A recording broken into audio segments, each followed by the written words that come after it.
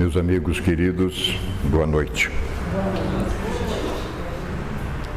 Estamos, a partir de hoje, um mês de novembro, iniciando o módulo Extra 6, que vai tratar dos transtornos psíquicos e a coordenação, a provocação, a condução dessas aulas serão feitas pela nossa Adriane, né?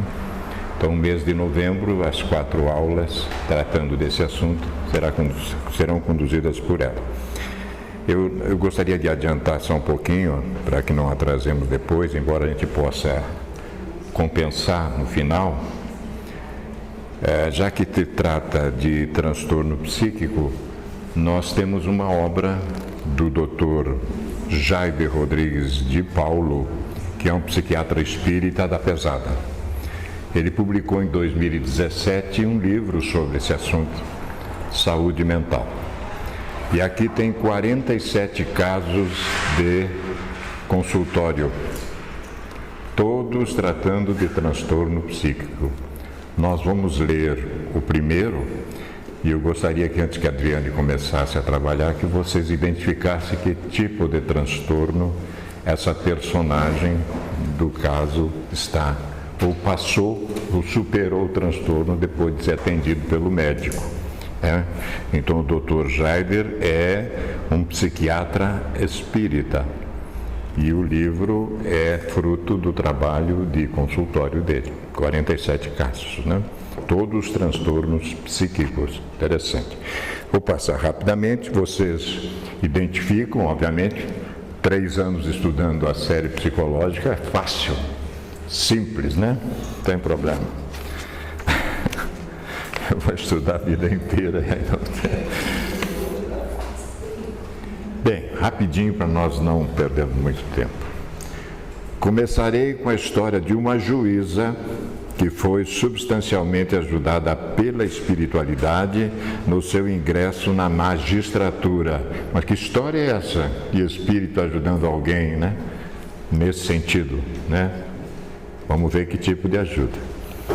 Ela era uma moça de 25 anos, estudiosa, responsável, com grande sentimento de gratidão aos pais. Trabalhava em um escritório de advocacia e recebia muito pouco pelo que fazia, por isso não conseguia custear as próprias despesas.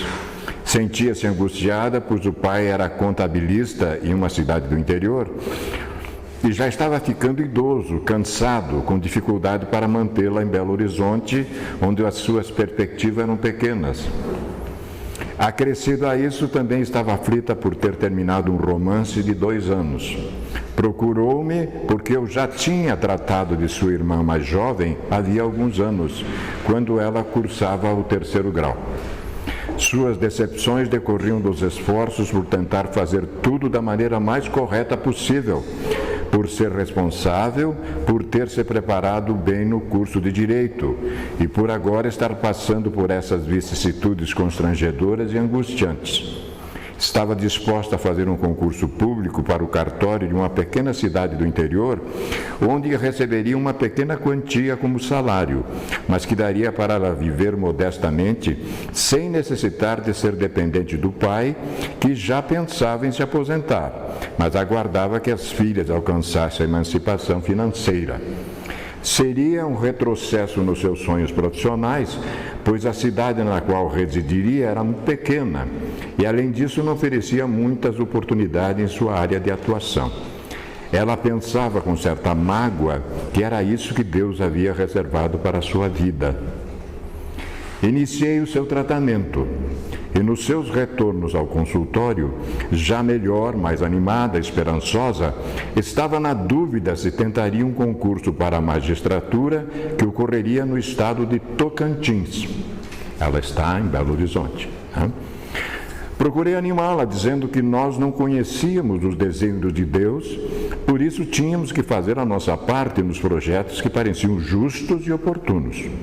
Ela me contou que havia conversado com o seu pai e que ele havia lhe dito que ela não estava preparada para um concurso daquela magnitude e que por isso ele não patrocinaria as suas despesas naquele empreendimento.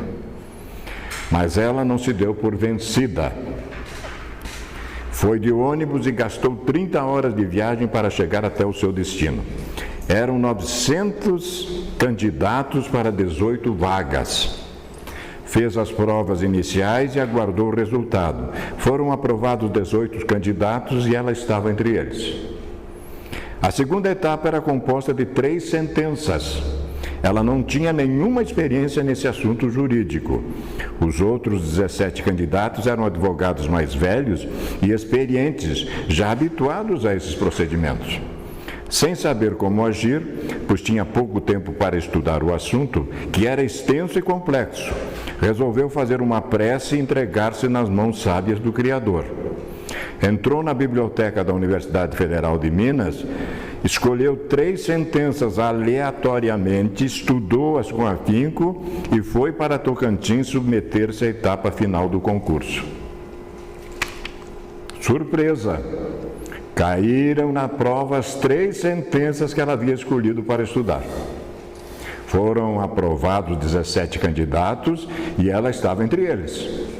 Ela ficou exultante. Sua vida estava prestes a ter uma grande mudança. Já haviam marcado o dia da posse. Ela fazia os preparativos para residir em Tocantins. Dias depois, ela telefonou para minha casa, apreensiva, pois ficou sabendo que onde iria residir e trabalhar era um local de muita violência, conflitos de interesses e condutas duvidosas. Estava com medo de assumir a comarca para a qual fora designada. Pediu a minha orientação sobre o que fazer diante daquela situação. Disse que ela já tinha se colocado nas mãos augustas do Criador e que já detinha conhecimento bastante para desempenhar a contento a sua missão. Os vários anos de estudos evangélicos, de culto no lar e de campanhas de auxílio aos necessitados, certamente davam-lhe condições de bem interpretar as leis para cumprir a justiça. Seria de bom alvitre não iniciar o seu trabalho sem antes buscar ajuda e inspiração no mais alto e determinar-se de acordo com a sua consciência. Recebi um telefonema de sua mãe informando que ela tinha assumido o cargo de juíza no interior de Tocantins e que estava satisfeita com seu desempenho. Alguns anos depois, ela me procurou no consultório, alegre, dizendo-me que havia se casado e que tinha 2 filhas. Estava muito bem adaptada, gostava do que fazia, ajudando as pessoas do que podia, e que a sua conduta era a sua maior defensora nos intricados problemas que tinha que resolver na área judicial. Ela não era hostilizada em seu trabalho e se fazia respeitar em seus pareceres judiciais. Muitas pessoas, às vezes, conclui o doutor, são colocadas em locais estratégicos, redentores para si mesmos e úteis para a comunidade. Não raro acovardam-se, omitem-se ou, o que é pior, complicam-se espiritualmente, repetindo velhos vícios morais do passado, quando se comprometeram com a lei divina e a própria consciência. Não falo apenas de cargos ditos importantes, mas de todas as situações em que podemos ser úteis na liderança ou na coordenação de atividades benéficas à coletividade que fraquejamos, postergando a oportunidade. Encerra-se a primeira lição. Identificado o transtorno desta senhora magistrada, um dos maiores, aliás, o primeiro de todos eles, identificado? Não? Qual é o nosso primeiro tormento, logo que a gente bota a cabeça para fora na evolução? Dentro da caverna? O medo. Entendeu? Então, medo é terrível, né? Mas o que é que ela fez? Entrega-se ao Criador, né? A benfeitora escreve um livro, entrega-te a Deus que vai dar certo daí, né? Então tem mais 46 aqui, viu? Maravilhoso, que é um psiquiatra espírita de renome internacional, né? Saúde mental. Não sei se não ganhei de você, querido, não foi de você? Deveria ter sido. Adriane, querida. Boa noite, então, a todos. Nós temos uma proposta, assim, até, eu diria, bastante ousada, porque é algo que tem me tocado profundamente, que eu tenho observado algumas coisas e fazendo um paralelo entre a academia e a doutrina espírita. Mas isso tem dito muito, muito mesmo para mim, para as minhas questões, as minhas realidades, aquilo que eu vivi até hoje, o que eu ainda tenho para viver. E aí parei para observar algumas obras da Joana de Ângeles, que toda vez que ela vai fazer a introdução sobre algum tema, ela discorre a respeito da sociedade atual, né? Ela fala um pouco da sociedade, ela fala um pouco dos tormentos que essa sociedade traz, das inseguranças, das dificuldades e esse conflito natural, que a gente poderia dizer que é natural, entre aquilo que veio fazer e aquilo que verdadeiramente se faz, né? O Wagner falou várias vezes para nós a respeito do mito de Narciso, que é aquele mergulho que se dá, né, na terra, e aí você trazendo uma proposta de alteração, de transformação e de mudança, muitas vezes você chega aqui, vislumbrado pelo mundo, pelas coisas que o mundo nos traz, a gente acaba deixando de lado as nossas reais propostas, né? Aquilo que de fato a gente veio fazer aqui na Terra. E aí então no módulo passado, quem teve a oportunidade de participar, ele trouxe uma série de questões a respeito do céu e inferno interiores, né? Desse sentimento de céu, sentimento de inferno que a gente traz no íncito da alma por conta daquilo que a gente fez, pelos nossos compromissos com a própria consciência e com aquilo que já deu certo, que já conseguiu se desvencilhar.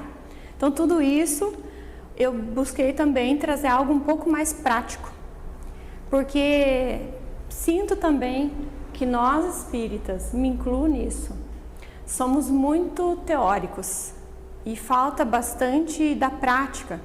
Como que a gente lida quando uma situação acontece e como que a gente faz para, de repente, evitar que essa situação aconteça. E aí a gente traz a profilaxia. Então, por isso, os transtornos mentais, vocês vão percebendo aos poucos, não é algo para o vizinho, para o parente chato ou para pessoa A ou pessoa B. Pode ser que nós estejamos inseridos nessa problemática dos transtornos mentais e às vezes nem nos damos conta. E o quanto isso é presente na nossa vida, diante daquilo que o Wagner deixou bem claro, que tem a ver com a nossa consciência de culpa, né? Aquilo que a gente traz como herança de espírito, herança de nós mesmos. E isso tudo faz sentido quando a gente começa a entender as questões que nós estamos vulneráveis. Então, eu queria começar, para a gente entrar, né, nessa conversa, com uma música, deixa eu ver se está ligado aqui, tá? Com uma música do Thiago York, não sei se vocês já ouviram falar, a música chama Desconstrução. Então eu vou pôr a música, a gente vai prestar atenção e vamos fazer alguns comentários, só para a gente entrar no clima dessa proposta, tá? Então, gente, olha só, coloquei a letra aqui para a gente extrair o máximo, porque achei muito rica essa música de informações daquilo que a gente pensou em fazer. Então, conta a história, eu pesquisei na internet, que o próprio Tiago, no ano passado, ele se despediu das redes sociais e aí ele foi fazer uma imersão. Vou ficar em pé, acho melhor para ver.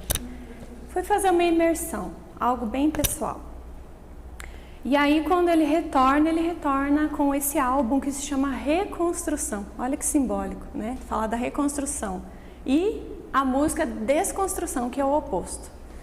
Então, ele está contando a história de uma menina que tinha possivelmente problemas relacionados com a família. O pai, ela não tinha contato, né? Se perdeu com esse contato com o pai. A mãe, que não a entendia, que não compreendia, então ela também não tinha uma conexão com o materno, nem com o paterno. E ela buscava atenção, lembrei muito de Maria de Magdala, buscava dar atenção, só que queria beber da fonte errada, que é a questão do aspecto virtual, que hoje em dia, quantos de nós, e principalmente os jovens, porque eles nasceram nessa época, acabam se perdendo aí nessa questão, né, do celular. Então ela se viu pela primeira vez na tela escura do seu celular. Ela olhou para ela a partir dali. Mas aí ela quis aliviar uma timidez que ela trazia e vestiu um ego que não satisfez. Começou a postar fotos vazias, fotos dela mesma, falando daquilo que ela tinha, mas que na verdade ela não tinha, né? Porque você mascara muito isso aí. Dramatizou o vil da rotina, tudo isso virou algo rotineiro para ela, né? Ela entrou nesse ensimesmamento aí de estar o tempo inteiro se pondo à disposição das curtidas. Mas o que ela queria mesmo era atenção. E encontrou a própria solidão.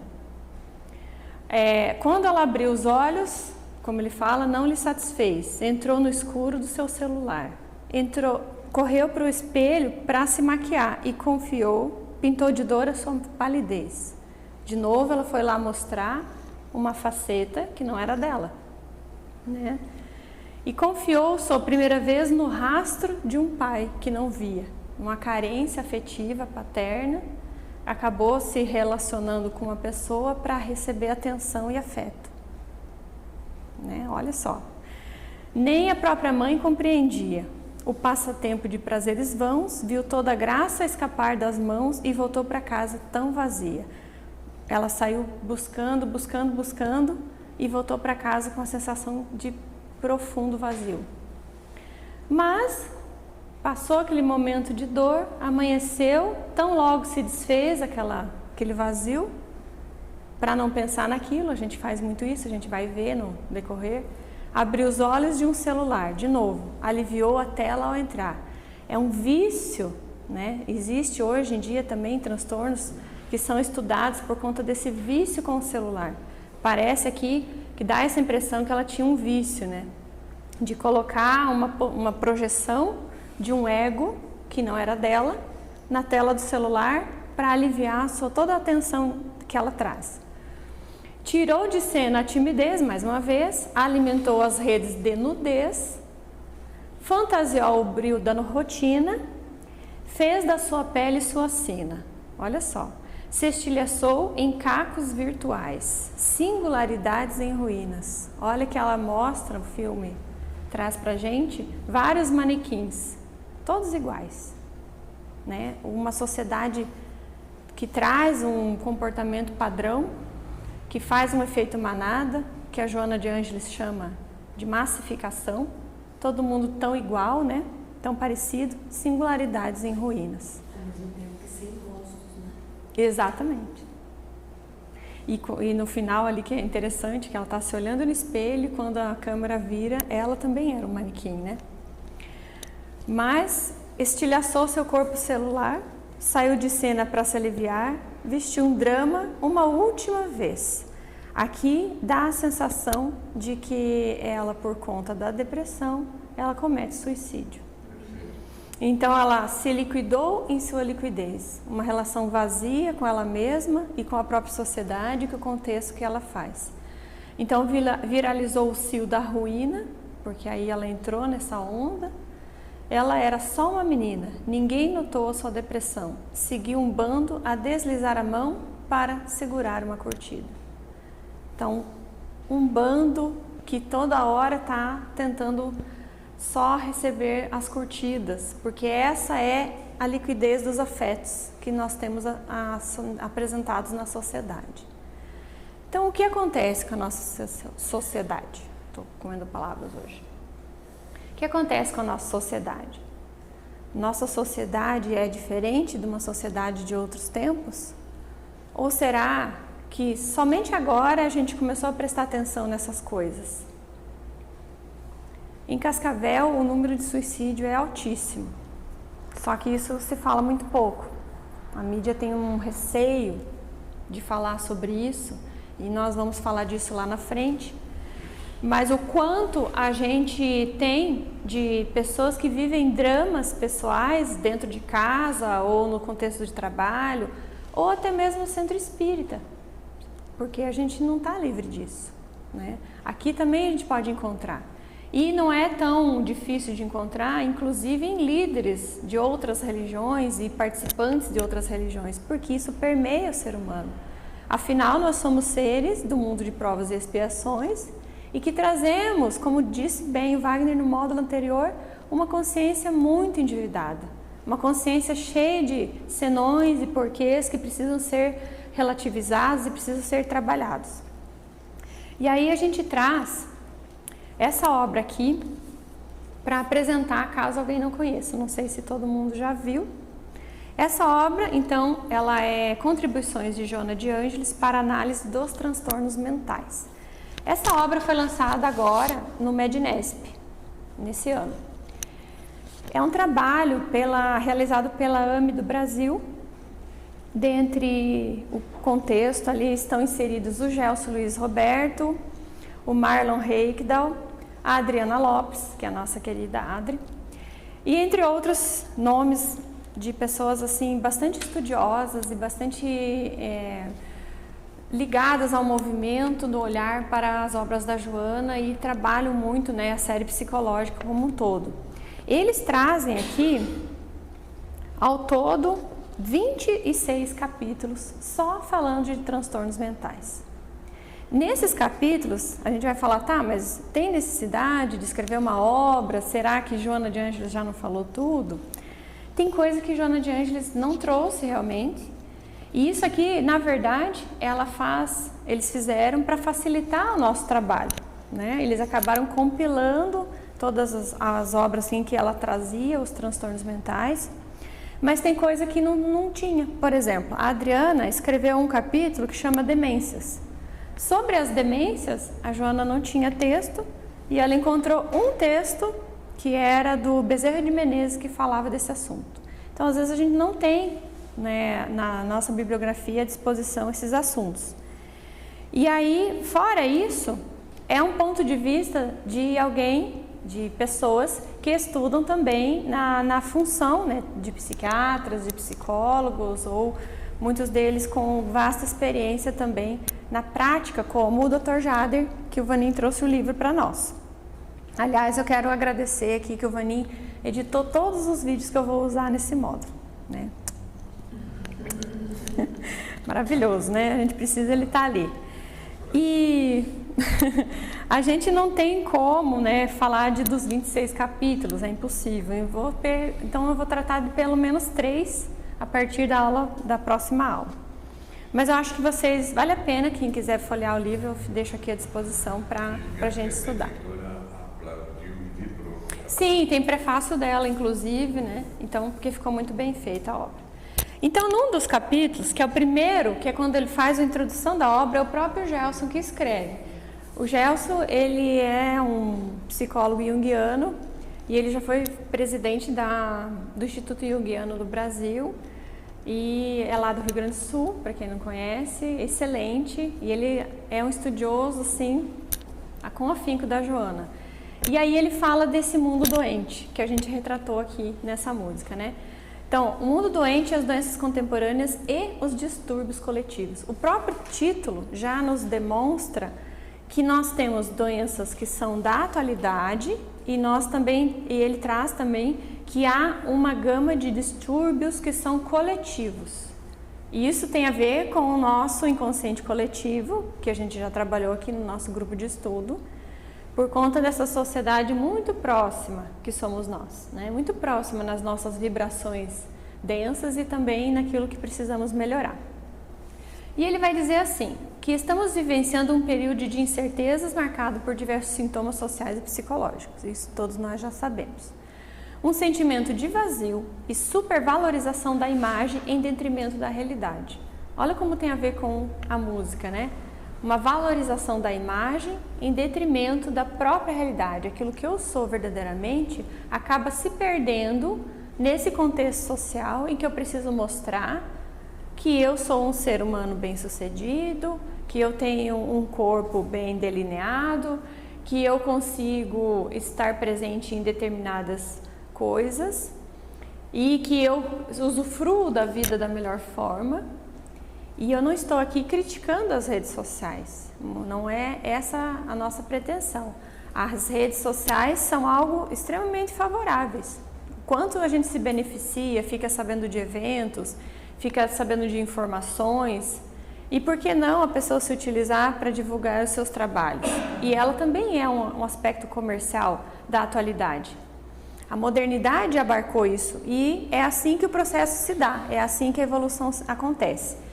A questão é o quanto a gente está se perdendo dessas questões pessoais a fim de atender essa demanda social. Esse que é o ponto, eu acho que é aqui que a gente precisa prestar atenção. E aí o Gelson fala que pelo menos 20%, é bastante, 20% da população, ela sofre com algum distúrbio. E estima-se que até 1/3 de pessoas irá sofrer em algum transtorno mental no decorrer de suas vidas. Então, a cada 100 pessoas, para facilitar a nossa conta, 20 delas sofrem algum tipo de transtorno mental. E aí a variação a gente também vai depois trazer o que é e quando se está com transtorno mental e quando não é. Porque a gente também não pode ficar neurótico e achar que estamos adoecidos quando não estamos, e aí tem que buscar o tratamento correto, né?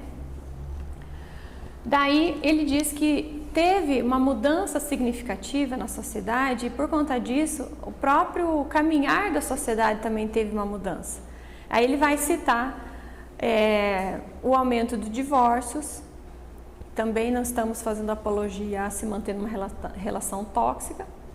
O aumento de divórcio é só uma estatística e que pode ter contribuído para algumas mudanças sociais. Não significa que está certo ou que está errado, não é isso que a gente está falando. E ele fala do desaparecimento de uma rede de apoio na educação das crianças.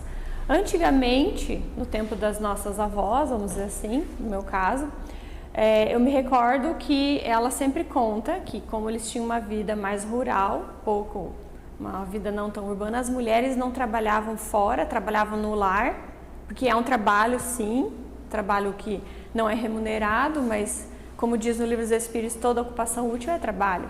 Então elas formavam uma rede de apoio entre elas para cuidar entre si dos filhos. Quando uma tinha necessidade de se ausentar, tinha um contexto familiar em que a criança estava inserida e que a criança estava acostumada com aquele contexto e ela ali continuava com essa rede de proteção.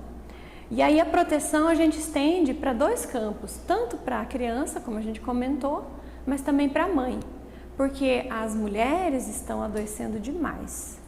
As mulheres têm tido muitos índices de mulheres com depressão pós-parto.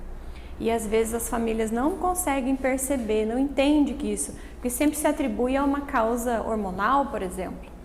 Isso são os hormônios que deixaram de produzir, logo tudo se ajeita e ela fica sozinha cuidando da criança, uma mulher que foi criada e educada para trabalhar fora, porque ela veio de um contexto de que então agora as mulheres saem do contexto do lar para trabalhar fora e aí chega a criança, ela se sente despreparada e ela não sabe o que fazer com aquilo. Fora isso, a gente pode dizer também que afloram os arquétipos do materno. Além dela como mãe, vai aflorar o arquétipo dela como filha. O materno e o feminino começam a atuar nela de um modo como ela nunca tinha vivido antes. E essa questão cria uma confusão, um conflito interno, de modo que ela adoece. E não são poucas que estão adoecendo. Então, esse desaparecimento dessa rede, ela é muito complicada, né? Difícil para as mulheres e também para as crianças, que acabam se sujeitando, ficar na educação com terceiros, por conta dessa falta de rede de apoio. É ruim? É bom? Não é isso que estamos jogando, porque nós precisamos sempre avaliar a singularidade. Porque a vida tem que ser vivida do modo como ela se apresenta, mas da melhor forma possível, né? E aí a gente poderia também dizer da inclusão da mídia e redes sociais na vida das pessoas, que às vezes traz uma criação artificial, tanto dos desejos quanto das necessidades. Você cria um paradoxo, uma gama de desejos e de necessidades que não são reais necessidades, mas um consumismo cada vez maior, que o tempo todo está dizendo, se você consumir esse alimento, você vai ter esse resultado, se você usar essa roupa, você vai ter esse resultado. Então tudo vai entrando E a pessoa vai sendo absorvida por esse monte de ofertas que tem aí. E aí a gente fala, tá, mas quem que não quer ter, né, um bom resultado profissional? Quem que não quer ter um bom desempenho profissional e reconhecimento? Todo mundo quer, mas ali pode acontecer de morar o nosso maior perigo, nossa maior dificuldade. Porque às vezes, a exemplo do texto que o Vaninho trouxe para nós no início, pode ser que a gente não esteja entregando a Deus a nossa vida e a condução dele para que as coisas fluam da melhor forma, dentro daquilo que precisa ser feito. Então, quem vai conduzir a nossa vida, de verdade, é o self. Agora, nós, enquanto seres encarnados, deixamos que o ego faça essa função. E aí o ego vai entrando nessas neuroses da atualidade. E aí a gente vai adoecendo cada vez mais. Então, os sujeitos eternamente insatisfeitos, frustrados com a realidade e presos na sedução da imagem. De novo. As questões de imagem são inatingíveis, produzindo desejos incessantes e o que aumenta o consumo, que aumentam as horas de trabalho, etc.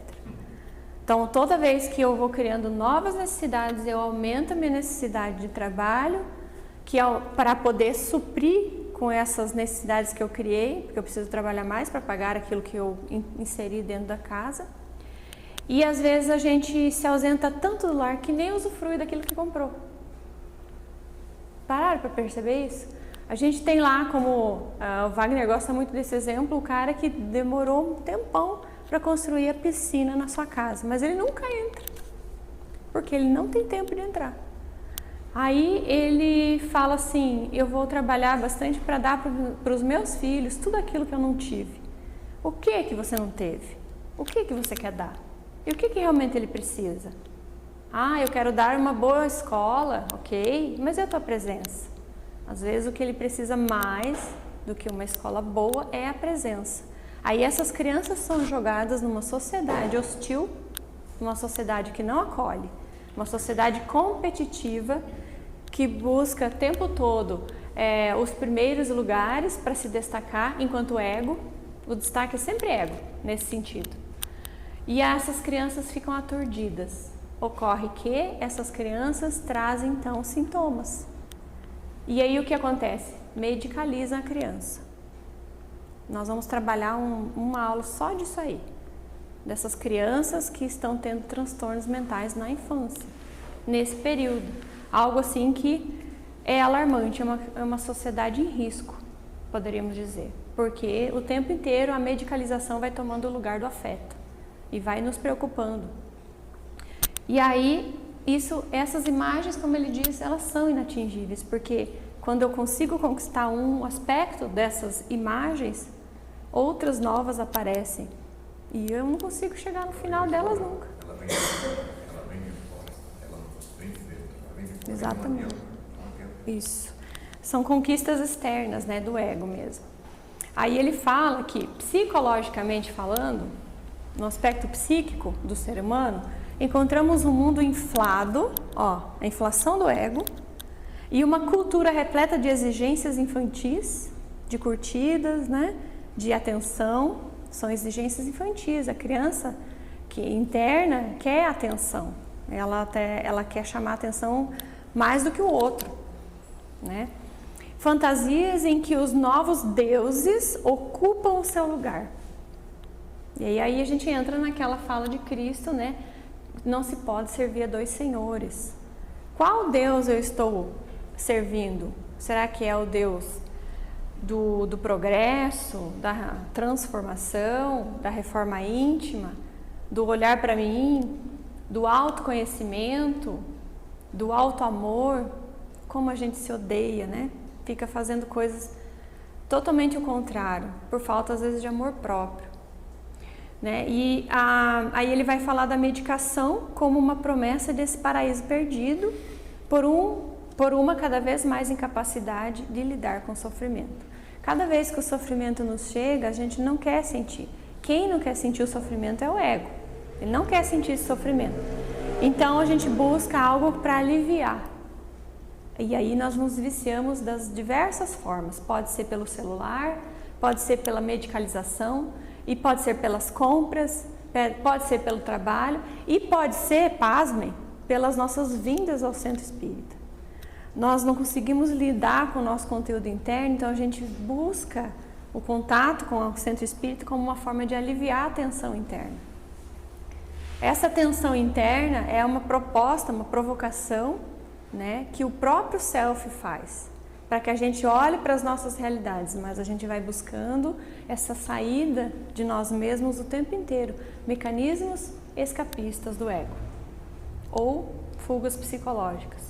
Então nós vamos buscando essas fugas de olhar para a gente mesmo, ficamos o tempo inteiro buscando outras coisas que vão suprindo, entre aspas, essa sensação de vazio interno, mas que não preenche, né?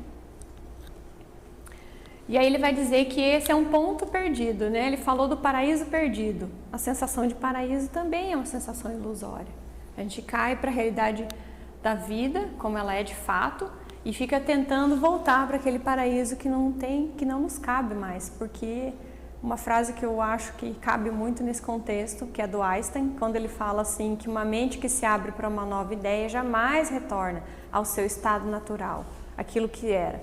Nós todos aqui não podemos retornar para o status quo em que nós não acreditávamos num processo de reencarnação, de uma lei de causa e efeito, de uma lei de transformação, de um Cristo que é um espírito em progresso como nós, né, que conseguiu alcançar um cume de progresso, e desse Deus amoroso que nós temos. Nós não podemos voltar atrás.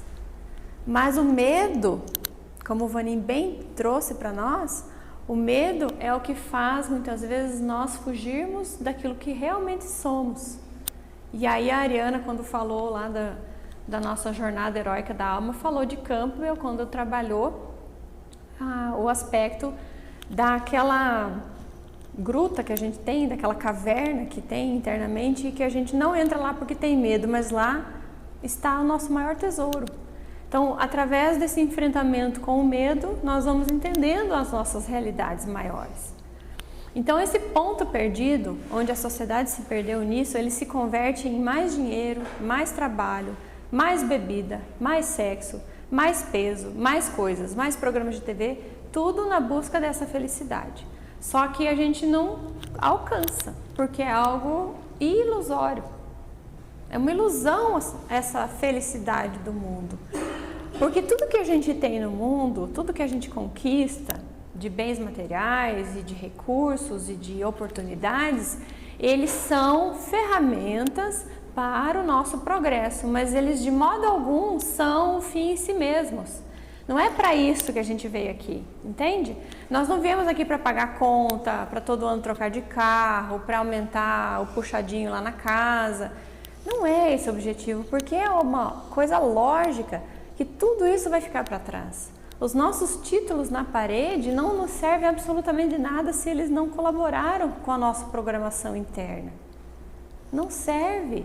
E aí a gente pega um indivíduo que conquistou muitas posses, que tem lá os seus títulos, e um indivíduo que não conseguiu estudar, não teve oportunidade, não conseguiu conquistar posses materiais, mas em aspecto de conhecimento e crescimento espiritual, pode estar ao contrário essa balança.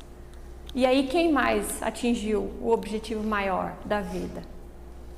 E isso é claro que nós vamos ter que avaliar caso a caso. Tem aquele que ficou na preguiça, enterrou o talento, não quis evoluir, e aquele que fez bom uso da fortuna, do dinheiro, das conquistas, de modo a se favorecer no crescimento e favorecer os terceiros, os que estão à sua volta. Então, precisamos sempre avaliar tudo que a gente vai falar nesse sentido sobre os amplos aspectos e nunca generalizar, sabe? Dizer que isso é ruim, que aquilo é bom, isso é muito relativo. Nós somos seres singulares e essa singularidade, a nossa subjetividade é o que nos faz únicos. Então cada caso é um caso, precisa se olhar sempre de forma individualizada. E aí, Joana de Ângeles tem um livro que é Amor Imbatível Amor, um capítulo, aliás, que chama-se Tormentos Modernos. Não é belíssimo o capítulo, vale a pena depois dar uma olhada. Ela vai dizer, então, as valiosas realizações de fora nos aprisionam. No limite das horas, nós ficamos presos nesse... Tudo tem horário, né? Tudo é aqui para lá, para cá, para lá. No volume esmagador de compromisso que a gente vai criando muitas vezes. Na multiplicidade das realizações para essa sobrevivência. Estressando-o ou fazendo-o indiferente ao seu próximo. Tornando-o arrogante ou aturdido. Falto de ideais superiores e abarrotado de coisas sem significado real. Então nós entramos como se num processo automático. A gente liga o piloto automático de manhã, desperta com o piloto automático e fazemos todas as nossas coisas, realizamos todas as nossas obrigações nesse piloto automático. As nossas atividades não são prestadas atenção, nós não prestamos atenção naquilo que a gente está fazendo. Muitas vezes aquilo que se está fazendo é algo que não traz felicidade nenhuma, a gente já está fazendo assim meio infeliz, não tem retorno nenhum, só tem desgaste e ainda nos ocupa um tempão. Para quê? Por que a gente não para e pensa e avalia a vida de vez em quando? Isso é o primeiro ponto da profilaxia contra os transtornos mentais.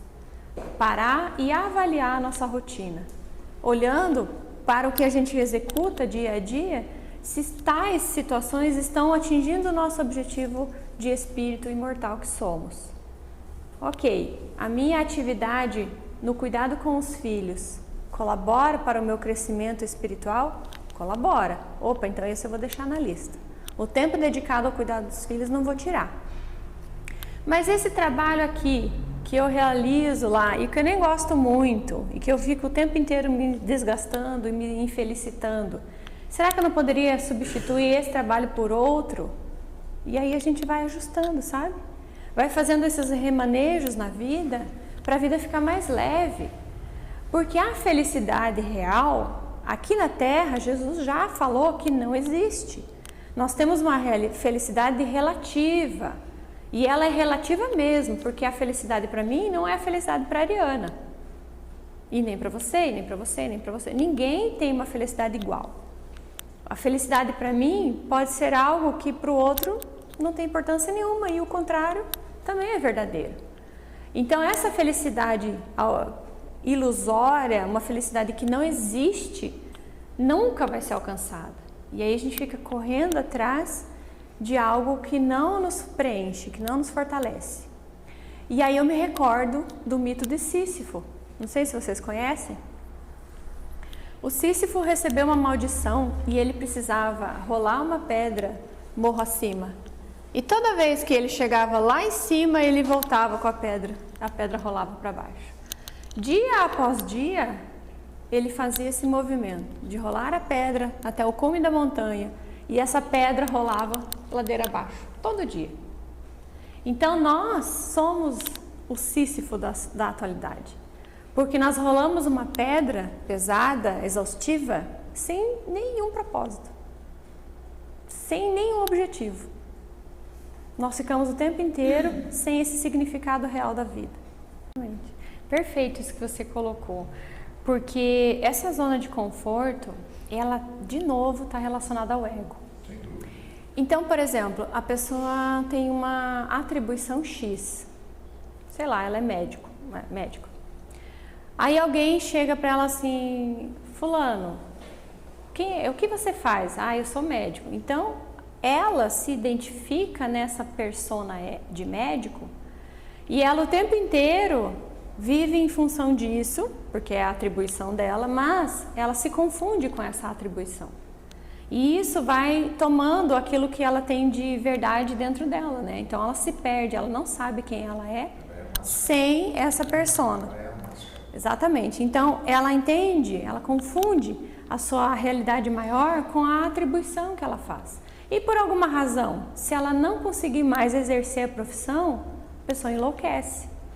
Ela não fica bem, ela não sobrevive naquele contexto, porque ela não se reconhece. E aí ela tem que se refazer, ela tem que se reinventar, ela tem que fazer as coisas totalmente diferentes, né? E aí, A gente não sabe nem onde vai chegar. Não, Porque não chega a lugar nenhum, na E aí verdade. vai um vazio existencial. Exato. Porque mês após mês nós temos lá uma pilha de conta para pagar. E a vida se resume nisso. Mas a vida não pode se resumir nisso. Isso faz parte? Claro que faz parte. Nós vivemos num mundo material, num mundo capitalista, faz parte, mas não é só isso. E aí que está o drama. Por isso que tem aumentado as dificuldades, tem aumentado o número de pessoas que são laudadas ou identificadas com algum transtorno, com algum sintoma. Porque na verdade isso é a expressão do sintoma, que é a representação do inconsciente, que é a busca do inconsciente para se realizar. Porque é pelo ego que a gente se realiza, não é? A gente já viu tudo isso. E aí a gente vai falando mais vezes.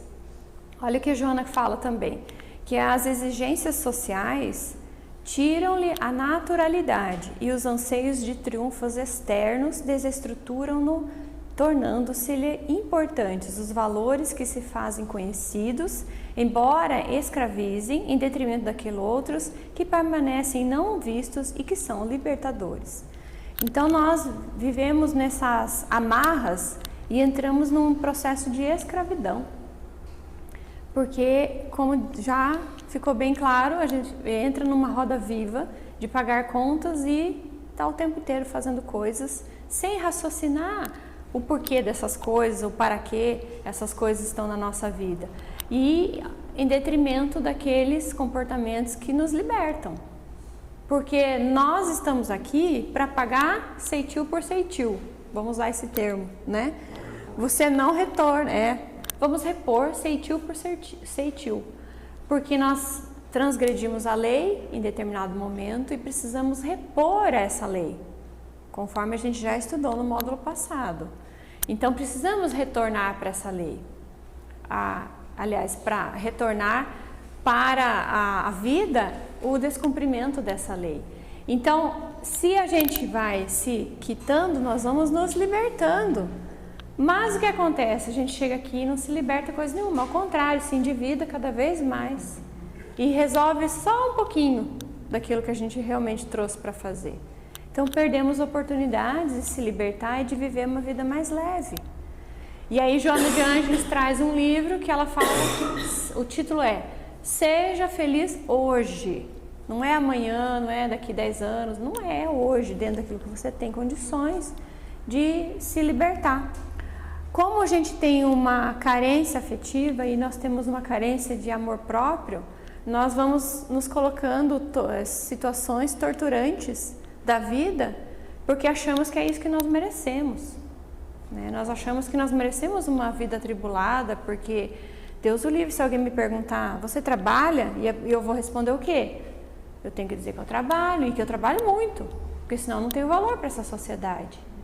Então a gente tem que ter coragem de assumir que nós somos, às vezes, seres privilegiados porque nós temos a oportunidade de tomar um café com um amigo.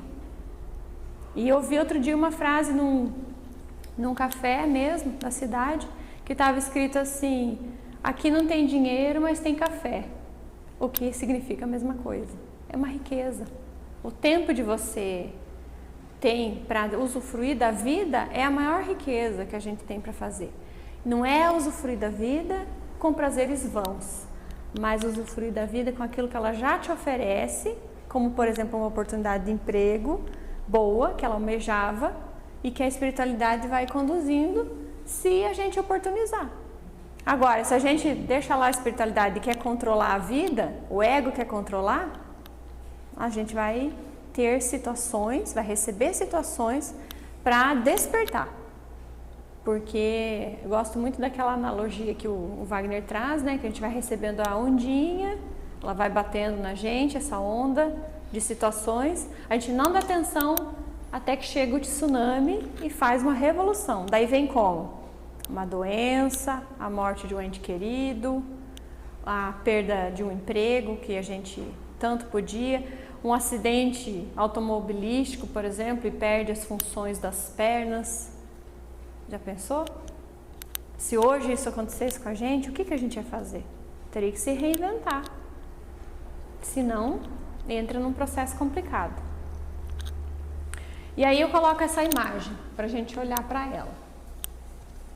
Olha como essa imagem diz muito para nós.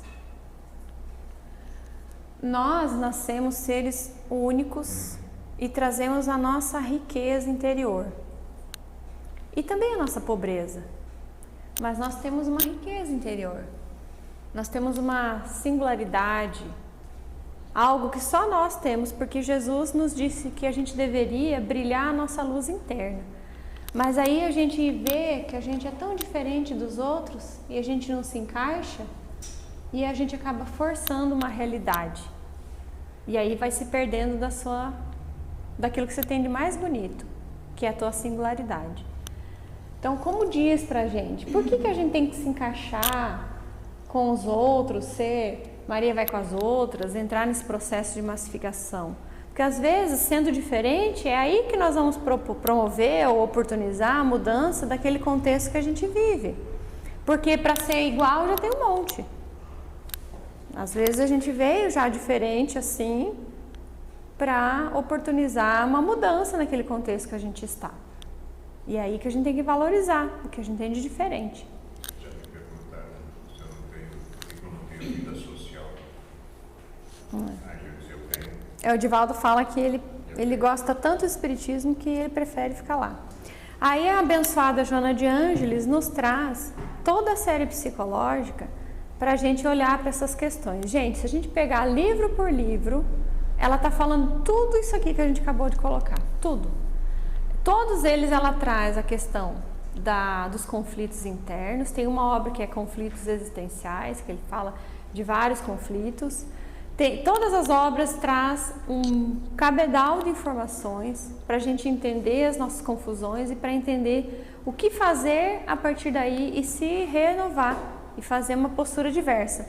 Mas o que nós percebemos é que nós fazemos pouquíssimo para aquilo que de fato deveríamos fazer. Nós fazemos poucas mudanças, poucas atitudes em prol de uma mudança, né? E aí o Marlon, também nesse livro, né? Ele tem um capítulo 4 que ele vai falar do sintoma. Que por essa razão nós temos a expressão do sintoma. O sintoma, ele é resultado do nosso inconsciente. O inconsciente não consegue se manifestar, ele está dizendo a mensagem para nós e nós recebemos, nós transfiguramos esse sintoma numa leitura diferente e ele sai a partir dos sintomas, da expressão do sintoma. Então, o ser humano, diz ele, traz valiosa complexidade, que é espírito, perispírito e matéria. Isso a gente já sabe. O indivíduo encontra novos recursos para lidar com as situações complexas da vida, extrapolando a questão biológica. Aqui a gente vai entendendo que nós temos condição de sair desse aspecto da questão puramente biológica e entender o indivíduo como um aspecto holístico, né? Por quê? Porque o sintoma, a doença, o transtorno, seja lá o que for, ele vem para nos mostrar que existe um algo maior. E aí nós entendemos que o corpo físico como um reflexo do espírito e não como causa primeira. Então, aonde que está situada a doença? No espírito. O doente é o espírito. Então, não existe doença, existe doente. A pessoa, o indivíduo, é doente e por isso manifesta a doença, certo? Isso tem que ficar bem claro para nós. E não é porque a gente sabe disso, não é por si só, que isso funciona como um antídoto absoluto de qualquer mal. Não é porque a gente sabe disso, não é porque a gente estuda Joana de Ângeles, não é porque a gente vem para a casa espírita que a gente vai ter essa, coitadinho, deixa ele de fora porque ele está estudando lá e tal, está se esforçando. Mas se a gente não estiver operando situações verdadeiras dentro da gente, a gente vai passar por transtornos e por situações dolorosas na nossa vida, né? E porque existe uma lei de causa e efeito e também o livre-arbítrio. Tem o livre-arbítrio, né? Então, nós podemos escolher até que ponto a gente quer continuar nesse processo de trabalhar sempre no efeito automático ou nós vamos fazer as reais mudanças no nosso interno. E aí, eu queria deixar bem claro, é um combinado que nós vamos fazer. Quando a gente for tratar sobre os transtornos mentais, tem que ficar bem claro para todo mundo que é assim, ó. Todos nós temos momentos em que nós esbarramos nos transtornos psíquicos. Por exemplo, a gente costuma dizer, no senso comum, que nós temos, hoje eu estou depressiva. A gente está falando da depressão, só que na verdade é uma tristeza, é um comportamento triste, é uma emoção. Porque a depressão ela é patologia, mas a emoção da tristeza é a emoção que todo indivíduo tem, né? Então a gente esbarra aqui ou lá, um dia a gente está eufórico, no outro dia está mais depressivo, está mais triste, mais com a energia baixa, e não é por isso que nós temos transtorno bipolar. A gente acaba muitas vezes se perdendo da gente e não é por isso que a gente está com um transtorno mais grave, como por exemplo a esquizofrenia. Então tem que ter esse cuidado de interpretar as coisas a nosso favor. Mas o que determina se nós estamos manifestando um transtorno, ele será, então, a frequência, a intensidade e a duração. Se nós temos frequente aquele sintoma, alguns critérios que a gente tem, que o DSM traz, aí é algo que a gente tem que prestar atenção. Mas aí também tem a ver a intensidade e tem que ver a duração. Então, sempre prestar atenção nesses pontos aí, né? Porque isso tudo é a expressão dos nossos sintomas. Então, nós podemos trazer, sim, questões relacionadas aos transtornos mentais por conta desses resgates das nossas outras vidas, que são as experiências dolorosas, e aí nós trazemos as nossas predisposição para fazer essa transformação interior, trazemos a predisposição. Mas isso significa que nós vamos desenvolver o transtorno? Não. Pode ser que eu tenha predisposição para um câncer e não desenvolva. Pode ser que eu tenha predisposição para N doenças e eu nem por isso vou ter obrigatoriamente que viver. Porque apesar de a gente ter feito um programa, uma organização, né, uma programação de reencarnação, essa reencarnação, como a própria Joana diz, o tempo todo ela está sendo reavaliada. Porque às vezes eu não preciso passar por determinadas coisas, porque a gente não passa por capricho divino. O nosso sofrimento, ele não tem outra função a não ser a transformação. Se eu já aprendi a lição e não preciso mais do sofrimento, eu não vou passar pelo sofrimento. Porque a misericórdia divina faz sempre uma reformulação dos nossos planos. Então, os nossos caminhos vão sendo modificados, mas isso tem a ver com aquilo que a gente faz.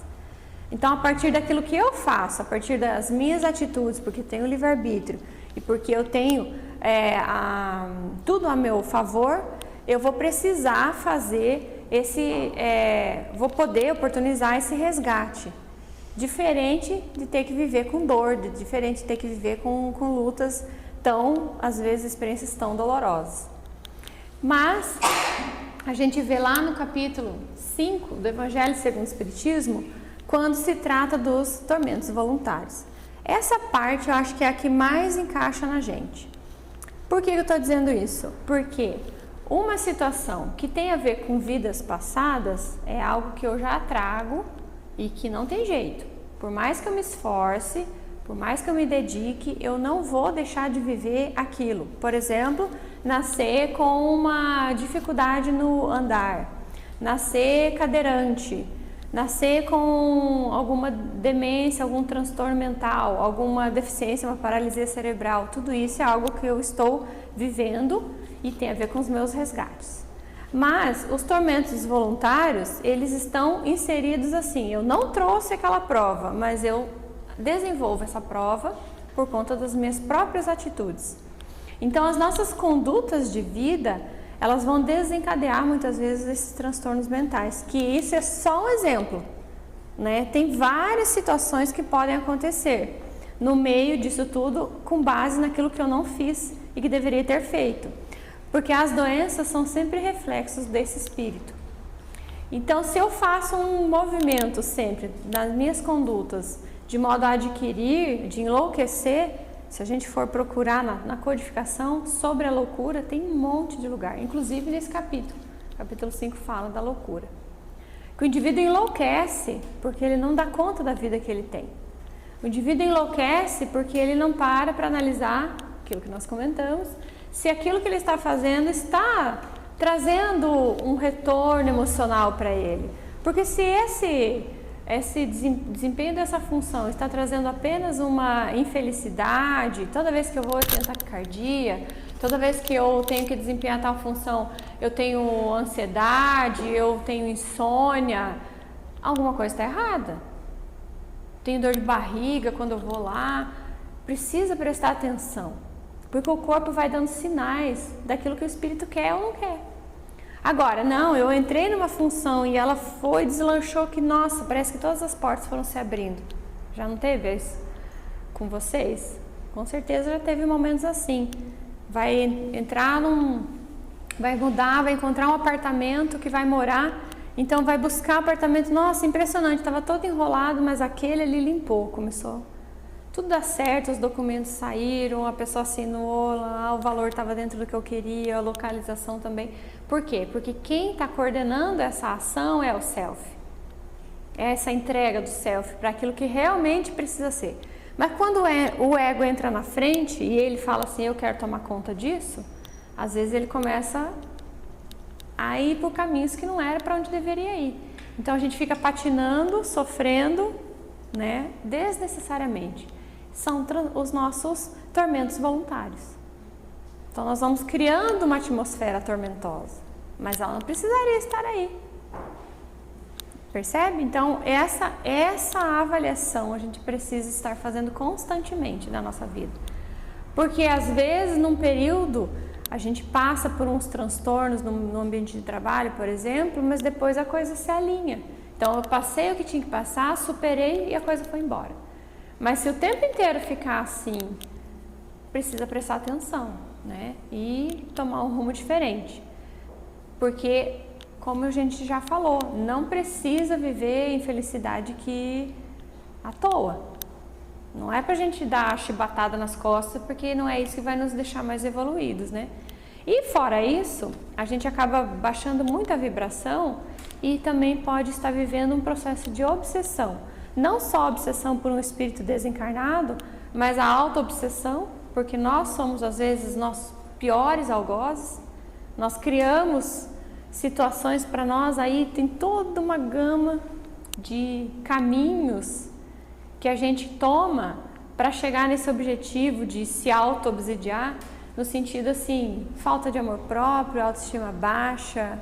Nós temos uma dificuldade de entender que a vida não é só isso, então a nossa consciência culpada fica gritando ali, dizendo que nós somos devedores, e a gente tenta todos os meios se abarrotar de coisas para ver se alivia essa tensão. E isso a gente vai criando um processo auto-obsessivo. E a nossa vibração baixa para que outros espíritos também se vinculem. Isso é muito comum. Como que a gente chega na conclusão se a gente está tomando caminhos diversos, se a gente não para analisar? Quantas vezes a gente para analisar a nossa vida? Quase nunca. Em um dia, a gente mal consegue fazer uma oração. Normalmente nem faz. Agora, quando está com problema, faz, daí vai lembrar. Aí eu estou com dor, né? Então, porque a gente só lembra de agradecer a saúde quando está doente, porque você lembra o quanto é bom ter saúde. Aí a gente só lembra de Deus quando a gente precisa de alguma coisa. E o nosso Deus interno, que fica ali esquecido? Quantas vezes a gente dá atenção para o nosso Deus interno? Quase nunca. Então isso vai criando toda essa atmosfera que vai muitas vezes ter como consequência esses sintomas, de modo que a gente retorne para onde devia estar caminhando. A gente perde tempo inventando a roda, né? E a roda já está inventada, então não precisava ficar de novo tendo que inventar. A gente podia estar avançando mais e fica perdendo tempo com essas coisas, né? E o Haroldo usa um termo assim, que eu acho sensacional. Ele fala assim, que a gente está distraído na vida. Então a gente se distrai na vida. E aí, com essas distrações que a vida vai oferecendo, deixa de seguir o caminho reto, né? O caminho do real significado. E a Joana de Ângeles fez o prefácio de uma obra da Sueli Schubert, que chama Transtornos Mentais, uma leitura espírita. Então, no prefácio ela fala assim: havendo perdido o contato com o si profundo por decorrência da sua rebeldia em relação ao Criador, pensa que somente na organização física reside a vida, naufragando nas experiências que se entrega por falta de sustentação das bases morais e emocionais, que se apresentam de estrutura frágil, porque fincadas na indiferença dos valores espirituais. Então, de novo, nós temos... É muito interessante quando a gente começa a prestar atenção o quanto nós somos rebeldes contra o Criador. Nós achamos que Deus faz as coisas assim para nos castigar, que Ele esqueceu de nós, que Ele não nos ama. Ai, como nós somos infantis nesse pensamento. Como nós somos. Como se Deus não tivesse esse amor profundo. A gente fica colocando Deus no mesmo nível nosso, sabe? Porque nós sim temos esse comportamento de se vingar de alguma coisa que aconteceu, temos um amor relativo, né? Eu amo a pessoa, mas ele é relativo, ele está condicionado a alguma coisa. Se o meu filho ser aquilo que eu gostaria que ele fosse, ok, mas se ele não for, nosso amor vai caindo e vai diminuindo. O companheiro, a mesma coisa, a companheira, os pais, se os pais deram toda a atenção do universo, ainda assim a gente tem algo que vai culpá-los por alguma coisa que se sucedeu na nossa vida. Então nós temos um amor condicionado, mas Deus tem um amor incondicionado. Por isso que a gente não entende Deus. Por isso que Ele é inalcançável para nós nessa condição. E lá no Livro dos Espíritos, nas primeiras questões, vai explicar direitinho para nós por que a gente não consegue conceber Deus. Porque a criatura não consegue conceber o Criador. É difícil a gente imaginar. A gente sabe que Ele existe porque sente. E porque estuda e tal. Mas o saber que Ele existe mesmo, isso é algo que nos escapa das mãos.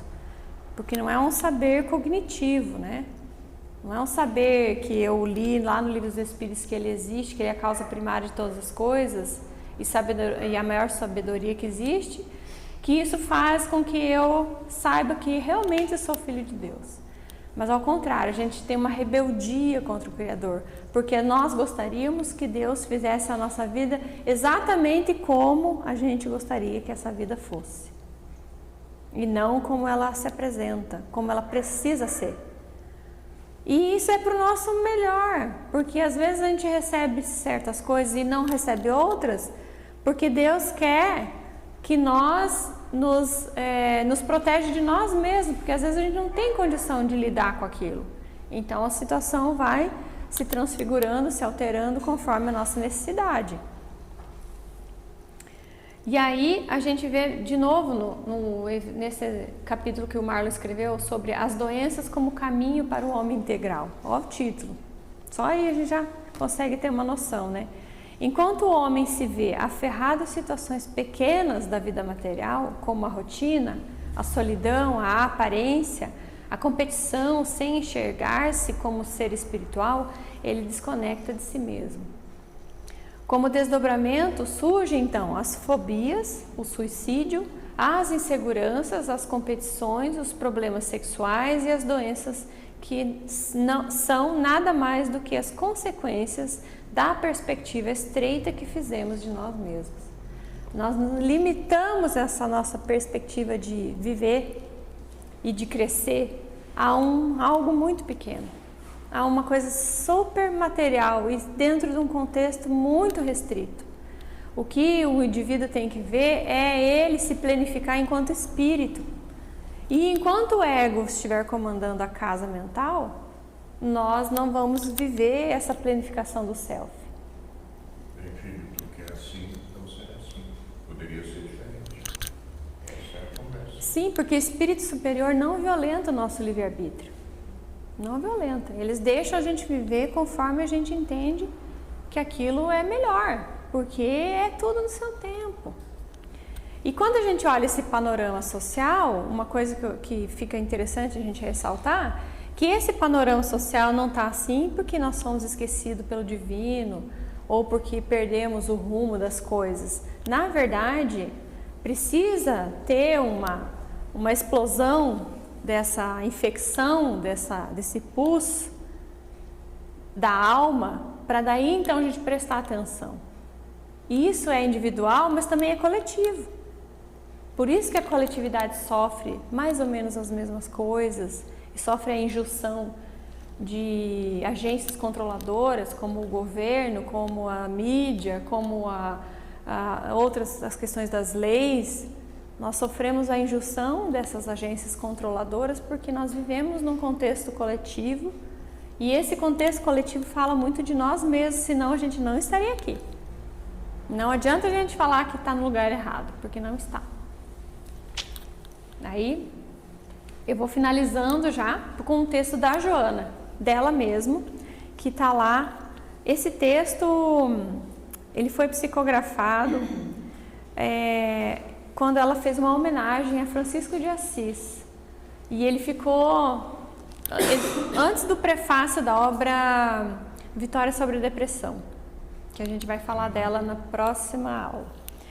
Então, ela diz assim, que há, sem dúvida, grandezas que defluem da ciência, da tecnologia, mas a solidão, a ansiedade, o medo, as incertezas, todos eles, filhos do materialismo insensível, produzem o vazio existencial, os transtornos psicológicos graves, as doenças psicossomáticas, a loucura pelas drogas, pelo alcoolismo, pelo tabaco, pelo sexo desvairado, levando suas vítimas à fuga pelo suicídio injustificável. Não é isso que a gente está vendo aí? Totalmente isso, né? Mas ela vai dizer que na psicogênese profunda das alienações mentais encontra-se a consciência de culpa, que ela é geradora de tormentos que se apresentam como processos de reedificação, recompondo painéis do dever mediante dolorosos mecanismos de desordem mental. O desarranjo dos equipamentos psíquicos proporciona ao espírito sofrimentos insuspeitáveis, como forma rigorosa de apaziguamento da consciência. É uma tentativa dessa consciência se reestruturar. Olha como é interessante isso. Então você vai tentando fazer com que as coisas se ajustem, porque você percebe, o self, ele por si mesmo, ele vai fazendo seus ajustes. E ela continua. Esse é no livro, então, Momentos de Consciência, outro livro em que ela tem o título Consciência e Alienações Mentais. Sendo o homem o autor de sua realidade moral, o homem é autor da sua realidade moral, através da conduta que se permite no curso das existências corporais, em cada etapa elabora o método de crescimento interior que realiza. Quando ele delinque, esculpe a fogo no seu arcabouço profundo os meios reparadores, particularmente na área mental. Gente, vocês vão se surpreender com o final desse capítulo. Ignoradas as ações infelizes que a justiça humana não alcança, a consciência que sabe, porque a justiça humana às vezes não alcança, mas a consciência não se perde.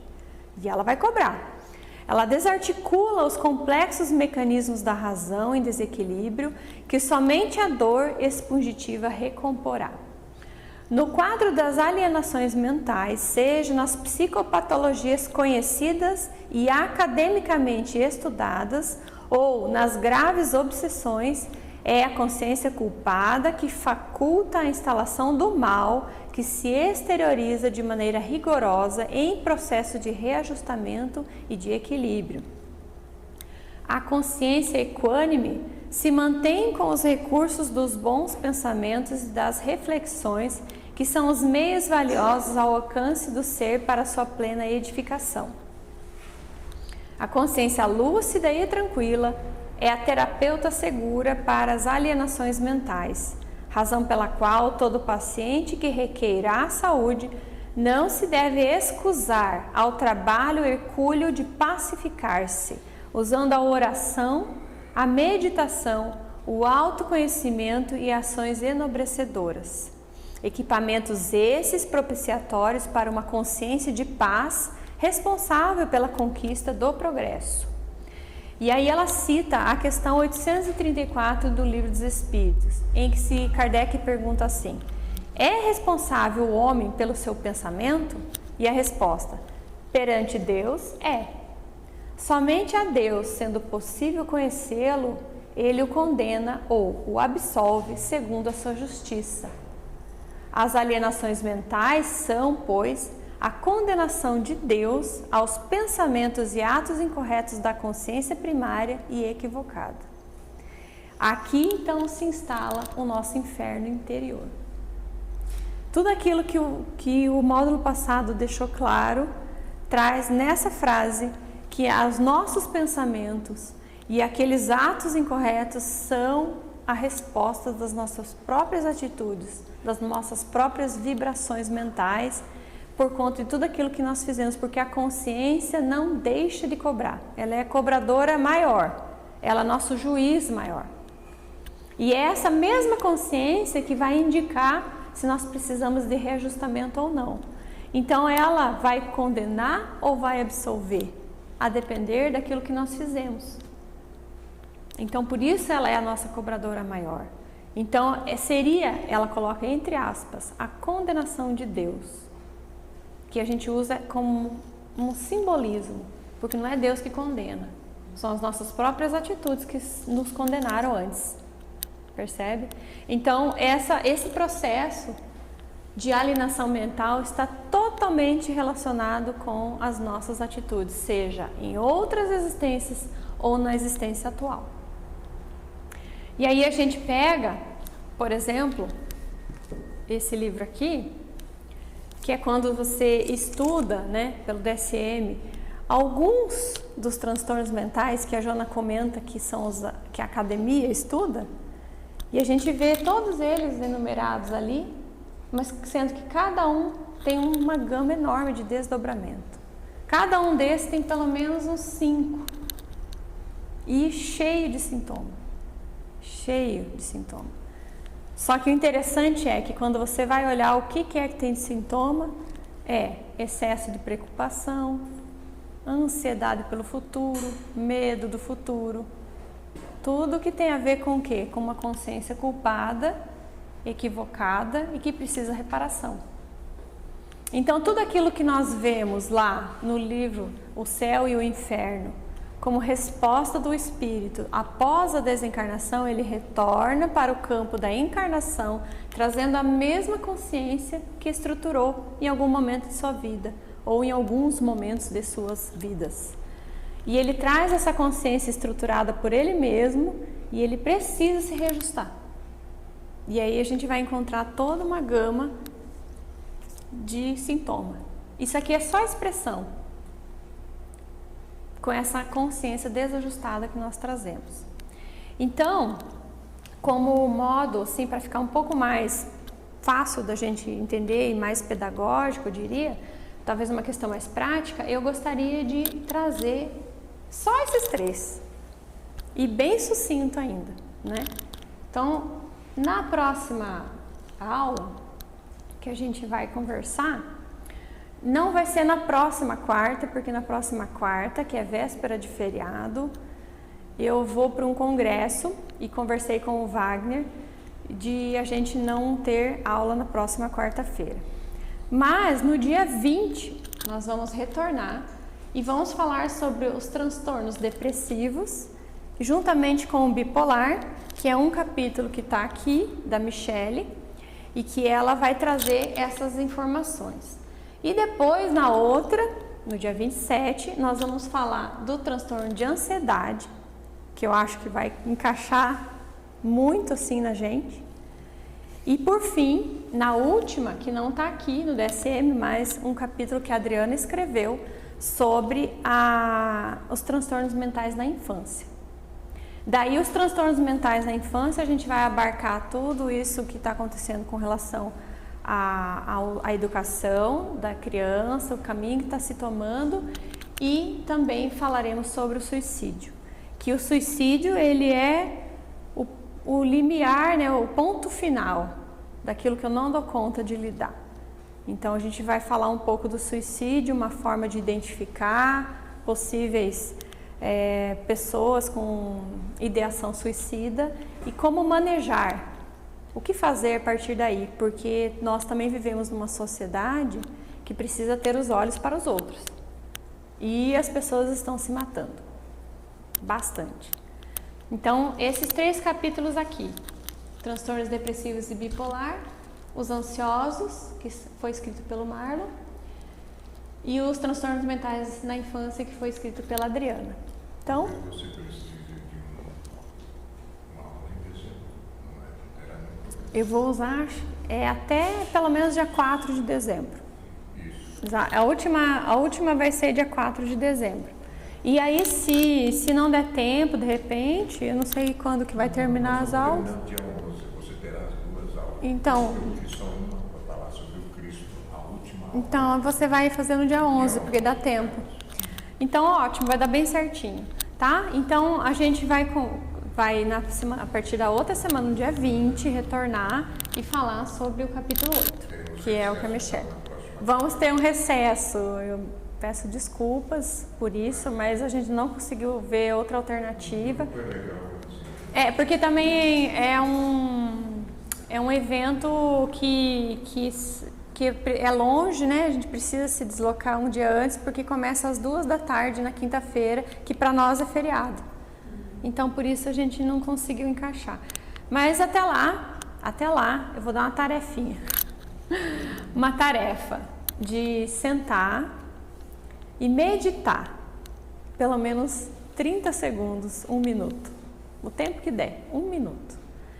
Porque nós vamos falar disso e eu vou trazer uma atividade prática para a gente aprender a fazer isso, porque Joana de Ângeles, pelo menos 3 encarnações da que a gente sabe dela, ela esteve em templos de reclusão, né? Ela estava, como chama? Me fugiu, conventos. Ela estava em conventos e lá ela precisou aprender a meditar, então ela coloca a meditação como recurso terapêutico. Então a gente já ir pensando, meditar. Faz uma respiração profunda e solta 3 vezes. E tenta esvaziar a mente para ver o que a mente traz. Silêncio, marca lá, 1 minuto no relógio. Se conseguir mais tempo, melhor ainda. Só para a gente já ir treinando, mas nós vamos fazer uma prática aqui, tá bom? Exato, tem que começar. Então agradeço a atenção e nos vemos em breve. Um beijo grande para você.